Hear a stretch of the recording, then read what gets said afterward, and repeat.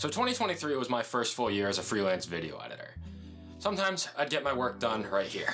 And other times I will get my work done right here at my laptop setup. After graduating from college in spring of 2022, I decided to take a bet on myself, and I wanted to try pursuing the freelance video editing dream, working remotely from home at whatever hours I kind of wanted to.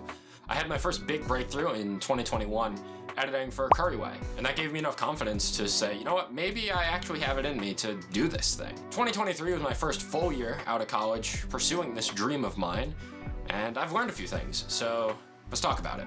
The first thing I learned pretty early on into 2023 is that it's important to track how much time you're actually spending editing a project, because that's going to determine how much you think you deserve to be paid, especially for fixed rate projects where you deliver a video and you get paid in full at the end of the video. Now, if you're getting paid $100 for the video, you don't want to be spending 10 hours on the video and make only $10 an hour. That's kind of stupid. You want to make sure that you're getting what you think you deserve. So for me, I started using an app called Clockify. It helped keep myself in check to make sure that I'm actually working enough hours in a day, and it also helped me make sure that I'm not overworking on a certain project that isn't actually worth as much time as I'm putting into it. This is something that I wish I started doing much earlier. There are many projects from 2021 or 2022, for example, when I was working with Curryway as my first big breakthrough. I have a rough idea on how long those projects take, but I don't really know. So if I had started using Clockify earlier to know exactly how long I'm spending on each edit, I think that probably would have been useful for me to know. I still felt like I got paid fairly, of course, but having the data doesn't hurt. The next thing that I learned in 2023 is that short-form vertical content is here to stay.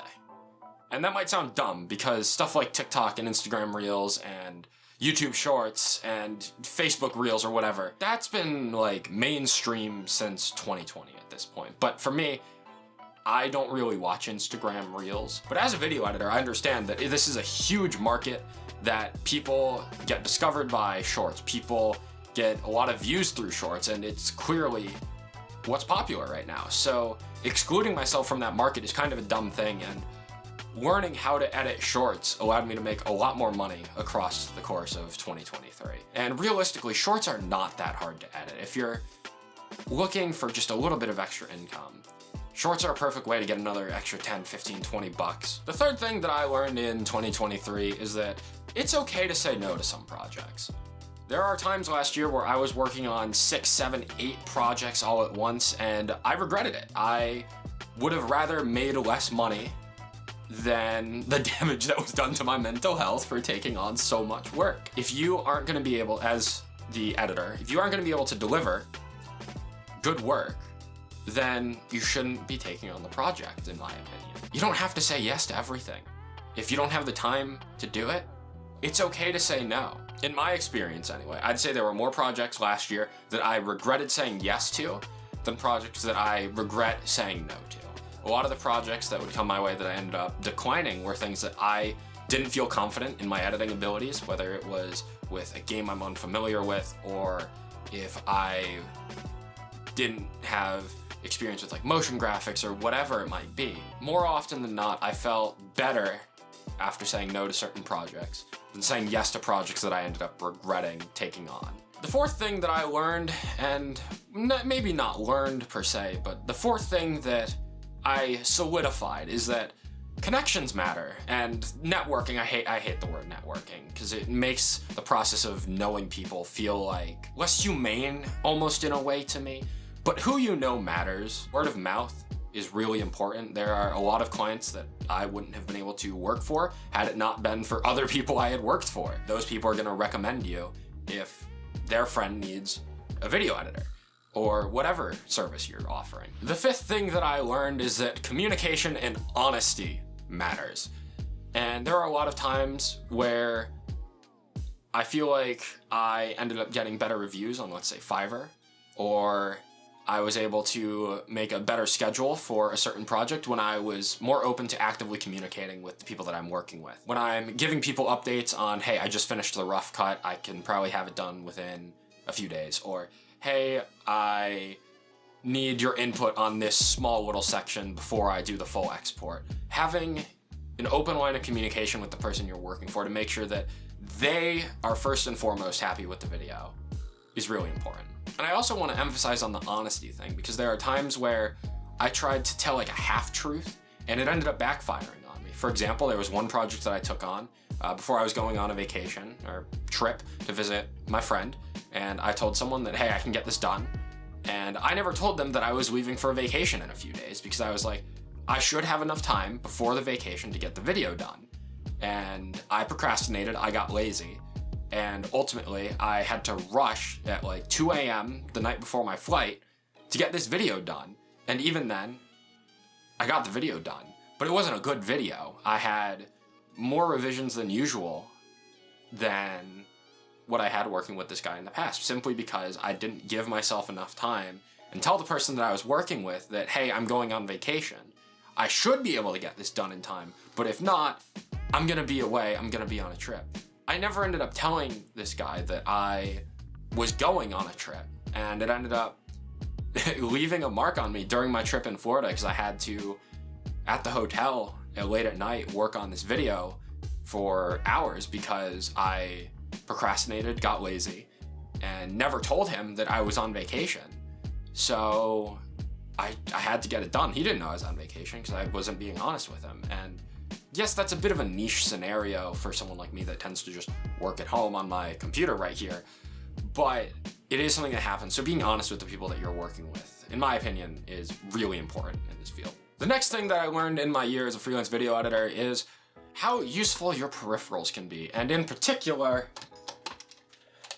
this right here is an Elgato Stream Deck. This thing has saved me so much time editing this year that I wish I bought one of these sooner. So what the Elgato Stream Deck allows you to do is set macros for shortcuts that otherwise won't fit on your keyboard. For example, I like color labeling a lot of stuff in my edits. This timeline in the background of me isn't exactly a great example, but a lot of the times I will color certain pieces of footage or sounds a certain color to help memorize what each thing is. So for example, if I'm working with multiple perspectives, I might color code one person's footage, let's say teal, and I might color code the other person's footage, let's say tan.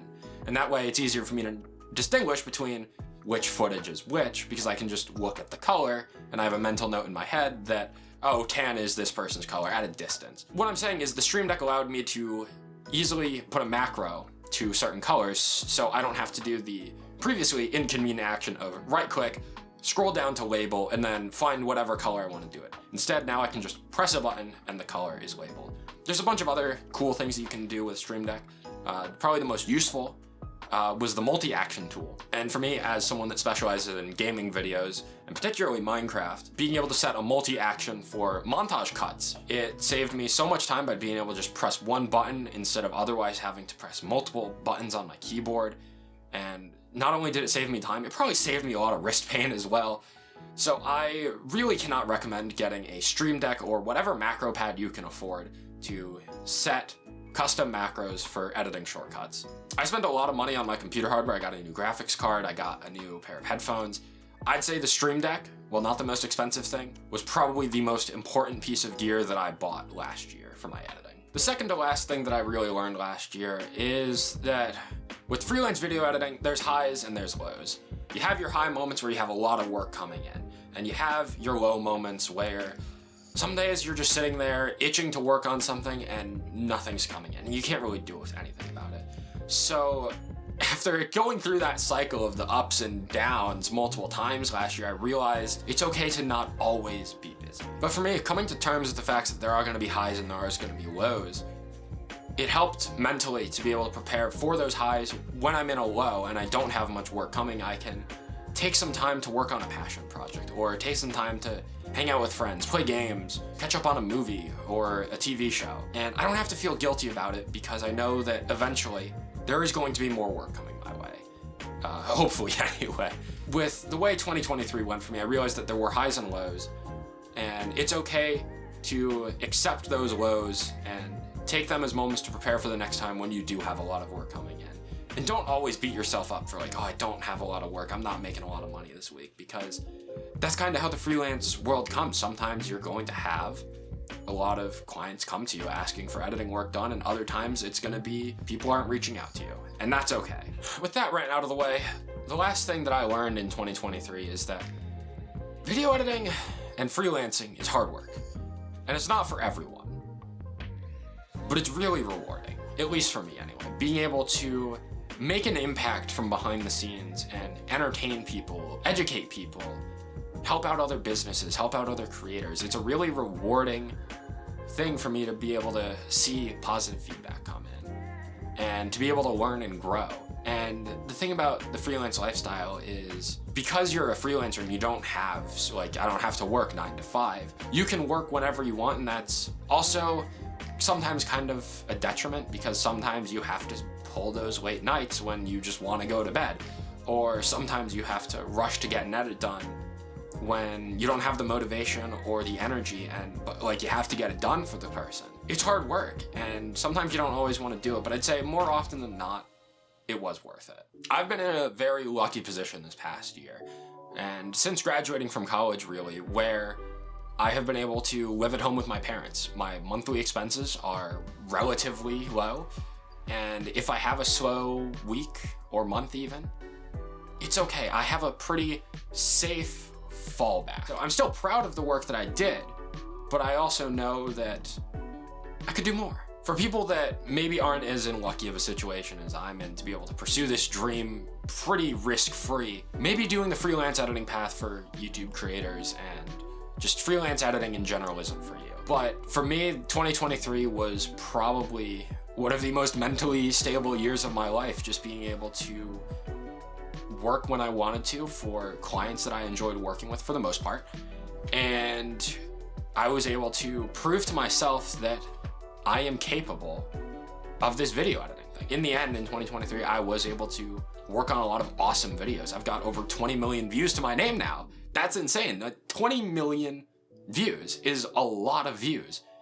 And I don't want to take that for granted, and I want to keep pushing harder. For some people, what I've outlined in this video might show a disappointing year, but for me, this was a fantastic year, and I'm optimistic for what 2024 has to bring. Feel free to let me know if you learned anything or got something useful out of this video. Ultimately, everything I've outlined here, as I said earlier in the video, might not be applicable to everyone that watches this because of the position that I'm in. But if you did learn something, feel free to leave a comment, like, subscribe, all that YouTube stuff. And yeah, that's about all I have to say for this video on what I learned in my first full year as a freelance video editor. And I will see you in 2025 for my next video. Maybe there will be another video this year. I don't know. I wouldn't place a bet on it, but maybe there will be. Thanks for watching.